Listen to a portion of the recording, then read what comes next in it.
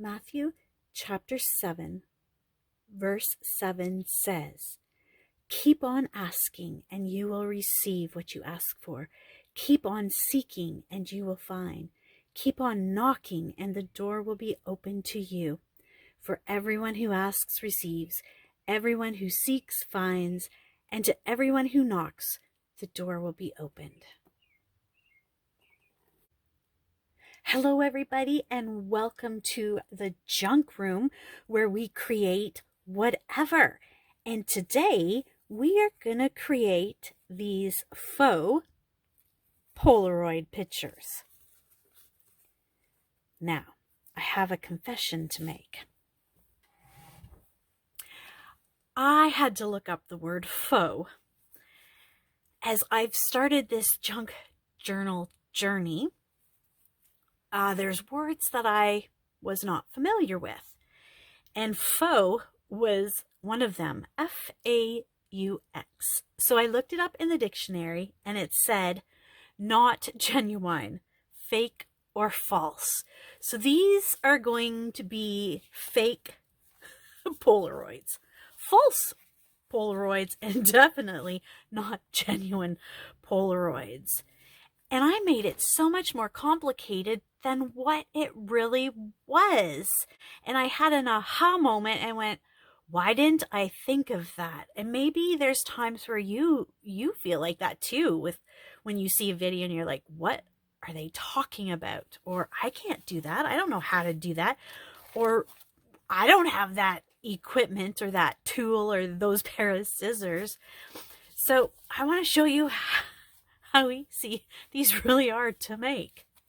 Now, I did not save the ones that I, kind of boboed a little bit.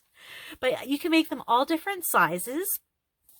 And I actually had to look up Polaroid pictures and what they actually look like. And they are really cool. And in the photo albums from way back when, that are now yellowing and aging, and pictures stick so well to the back that if you try to peel one up, you rip the whole picture. Back when I was a kid, they were very popular. Not so much now. However, they are cool. It's a cool effect. So here's some little ones I made.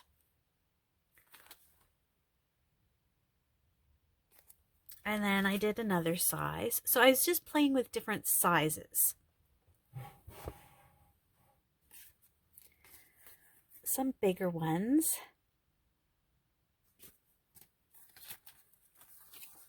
Really big one. And the pictures actually are out of magazines and things. Here's a tall, skinny one. So what did I do? That was a lot of work, and I didn't have to do it. On the ones that have the brown back, they're different than the ones with the white back. The ones with the back, and this was one side was sticky brown paper that I just got off of Amazon because I wanted to try it. I actually, on this part, had cut out a square. And then you put this picture in the square. I guess that's what I was trying to go for. But for the life of me, I couldn't figure out when I cut the square how to get the picture. So it's just a little border. I know most of you might be thinking to yourself, man, that's really silly of you. And there might be some of you going, what on earth is she talking about? Needless to say that I was doing a lot of work because I was cutting out the square rectangle first. Then I cut out the square in the middle. Then I tried to find a picture to fit over that square because I couldn't get it to fit in perfectly because I can't cut a straight line apparently. So anyways, I did that.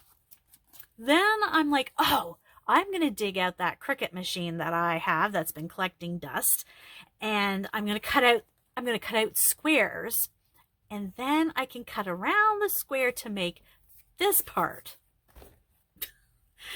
That was a colossal fail. And I'm like, there's got to be a way to do these much more simply. And then it dawned on me, oh my goodness, all you need to do is get some white or off-white cardstock, put the picture on, and just cut your strips. Or cut your strips and then just put your picture on. So these are 3.5 wide by 4.5. That's a pretty good size Polaroid. And so I'm like, am I the only one that struggled with this in the whole wide world? I don't know. If I am, it was a good learning curve, and now I can show the girls that come to the junk journaling program here at work at YFC how to do these without any headache. So then I come to get things ready here in the junk room at work and realize, oh boy, I don't have cardstock, and I don't have the same pictures that I have in my junk room at home. What am I gonna do? I'm like, keep it simple. So I'm gonna put these to the side. This is actually for a swap that I'm a part of. So those are the ones that I'll be sending my partner. So different sizes and styles. And then, so I started with the pictures. Where can you get pictures? Well, when we pull books apart, sometimes there are pictures. And so this was like a friendship book, a devotional book, and they had some beautiful pictures. So I'm going to see if any of these will work for a Polaroid. Some will, some won't. But old books that you might have, or go to your local thrift store. Garage sales are going to be starting soon here where I live. And old books, magazines. So this is a fishing magazine, and there's some smaller ones. That's a possibility. Then old calendars. So I was thinking, well, maybe some of these might work. I don't know. That one might work for sure because it's got enough around. Oh, how cute is that? So some of these might work. So try some of those, and some more small dog ones. So you can get them pictures from anywhere. Maybe even you might have some pictures of your own, like those pictures that we used to get developed that weren't really that great. I have boxes of those, and I never even thought of that until this moment. Get those, you know, ones that didn't make the cut or didn't make it into the scrapbook that you thought might work.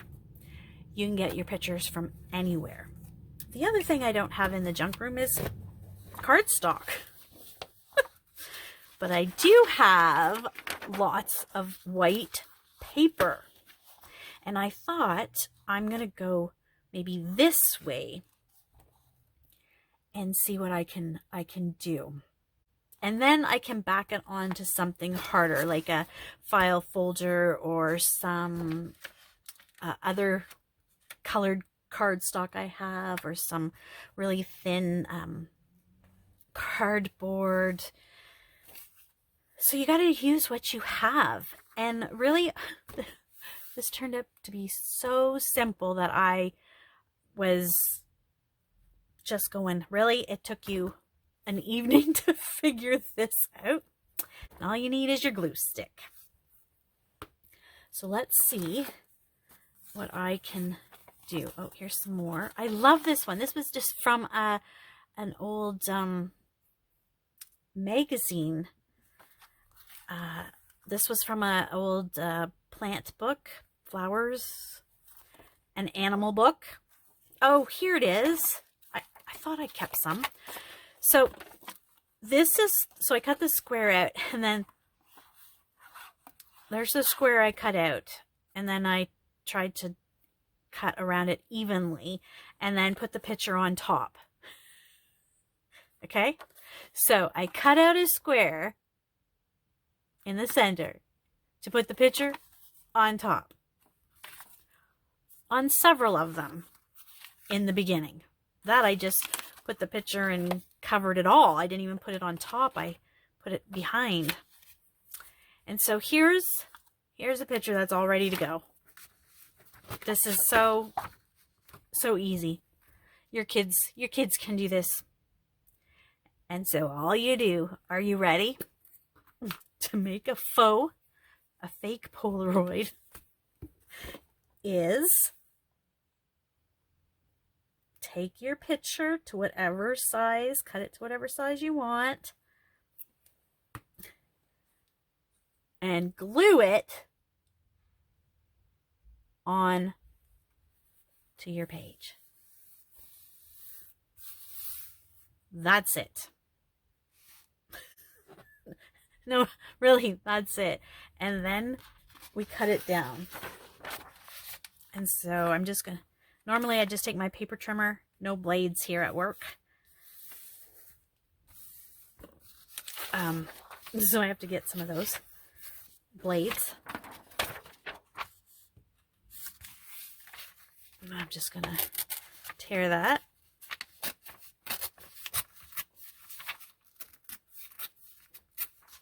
Oh, that's all right, because, you know, it could be an old Polaroid. And maybe about there. So again. And that's okay that it ripped there, because, you know, maybe that happens in the real pictures. Now, I could have cut this a little bit more, but that's okay. You get the idea. Let's make a couple more.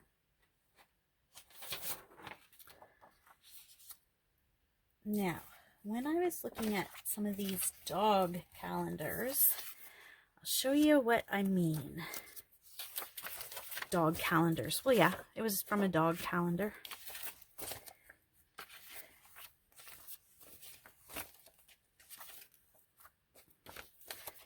Just looking for the best picture. I'm looking for an image that has enough around it that I can cut it down. This would not be a good image for a Polaroid unless you wanted something like that, or a blurry fire. Maybe you do. Maybe you want a cozy fire, but there's just not enough around a central image. So I'll save this for something else. This one, possibly, but I'd lose one of the foxes. Fox. I'd lose one fox. But that would be a cute one. But I like this picture so much. I want to save it and keep it intact. And there's a little bit of a glare on these book pages. This one has lots of space up here, but again, I want it on a Polaroid, and it may work, but this is such a cute picture. I want to save it. Now this one I would definitely use because there's enough around the main image that I can cut down without losing anything. This one, not so much. This would not, unless you just wanted one of the puppies, which you could get two out of this one, but I like this one the best. And this one would be okay because there's enough around it. I'd cut on that line, and then there's enough around it. So definitely can use those two. So here are my glued down images. And now I'm just going to cut that into a Polaroid. And I don't think this will work on the little paper trimmer. Okay, had to get the big chomper out, and it's so big it doesn't even fit on my table. But we've got it down so that it's now manageable for us to get these Polaroids.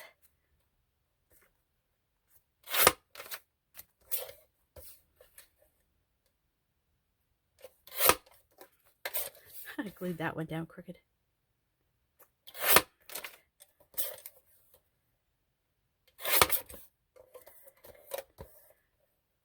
This one's really crooked. And you decide how much of a space you want there. You might want to have some space there for your journaling.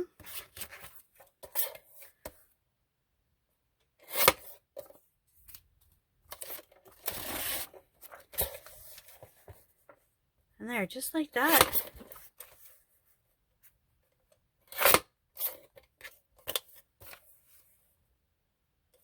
We'll be able to put these in our junk journals.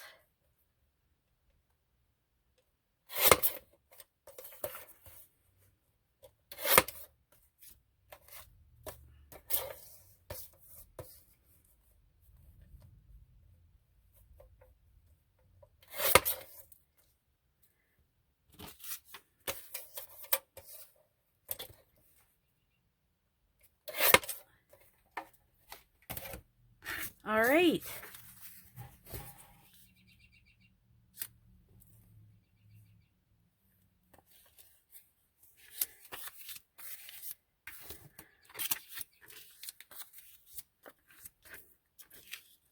So that was what I just made.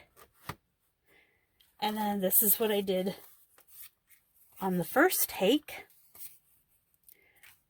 when the video stopped recording for whatever reason.